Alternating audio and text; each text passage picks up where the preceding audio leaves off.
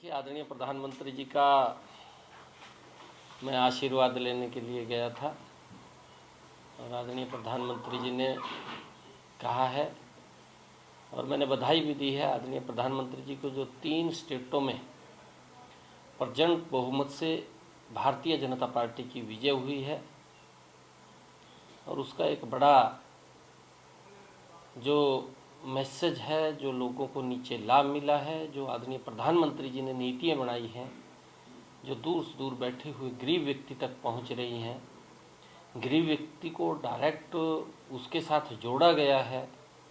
उसका परिणाम है कि ये 3 राज्यों के अंदर जो प्रचंड बहुमत से भारतीय जनता पार्टी जीती है,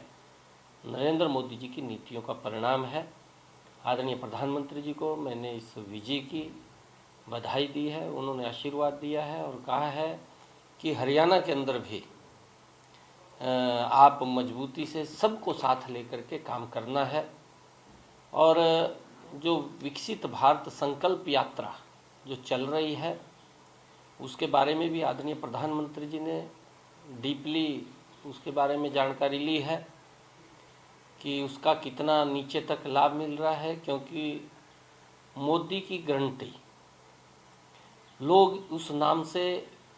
उस वैन के बारे में चर्चा करते हैं और प्रधानमंत्री जी की सोच है कि कोई पात्र व्यक्ति छूटे ना। अगर कोई छूटा है तो इस यात्रा के माध्यम से, विकसित भारत संकल्प यात्रा, इस यात्रा के माध्यम से उसको साथ जोड़ना है, उस तक लाभ पहुंचाना है।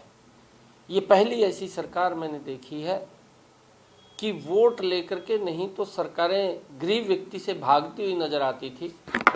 परंतु ये नरेंद्र मोदी की सरकार वोट लेकर के गरीब व्यक्ति को मजबूत करने का काम पहली बार कर रही है, उसको खुशहाल करने का काम कर रही है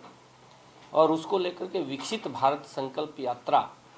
के बारे में उन्होंने जानकारी ली है। और ये यात्रा क्योंकि हर पंचायत के अंदर ये जा रही है, तो मैं आशीर्वाद लेने के लिए गया था आज आदरणीय प्रधानमंत्री जी का। उन्होंने कहा है कि सबको साथ लेकर के आपने हरियाणा के अंदर भी मजबूती से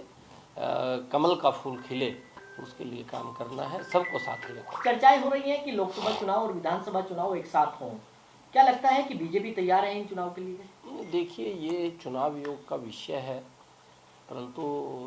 जो भी चुनाव आयोग के दिशा निर्देश होते हैं, जो अधिकारी उसको तय करते हैं, उस विषय को लेकर के पार्टी काम करती है। पार्टी की ये चुनाव की तैयारियाँ हर प्रकार से होती हैं, चाहे छोटा चुनाव है चाहे बड़ा चुनाव है। भारतीय जनता पार्टी गंभीरता से चुनाव को लेती है, परंतु इस विषय के अंदर चुनाव आयोग फैसला करता है कि क्या करना है क्या नहीं करना। चुनाव आयोग का जो फैसला होगा वो स्वीकार होता है। सर, अगर बात करें 2024 में लोकसभा चुनाव है और उसके बाद विधानसभा चुनाव होने हैं, क्या संगठन पूरी तरीके से तैयार है बीजेपी का? बिल्कुल, संगठन मजबूती से तैयार है। हमारा पन्ना प्रमुख से लेकर के हमारा बूथ अध्यक्ष त्रिदेव और उसके बाद शक्ति केंद्र मंडल के बाद हमारा जिला, पूरा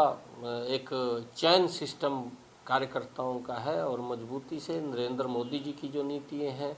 हरियाणा में मनोहर लाल जी की जो नीतियाँ हैं, उन नीतियों को जन जन तक पहुंचाने का काम कर रहे हैं। उसका लाभ भी मिल रहा है। खाली ये नहीं है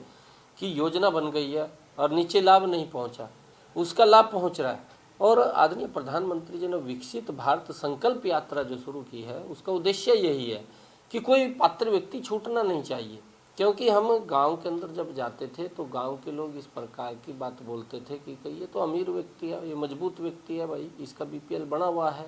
ये गरीब व्यक्ति है, इसका बीपीएल नहीं है। इस यात्रा का उद्देश्य ही यही है कि कोई पात्र व्यक्ति, कोई गरीब व्यक्ति जहाँ तक कोई पहुँचा नहीं, ये सरकार वहाँ तक उसको ढूंढ करके सरकार की योजना के साथ जोड़ने का काम करेगी। ये पहली ऐसी नरेंद्र मोदी की सरकार है जो हर वर्ग की चिंता, हर व्यक्ति की चिंता कर रही है कि उसको समाज की मुख्यधारा के अंदर जोड़ करके उसको भी आगे बढ़ाया जा सके।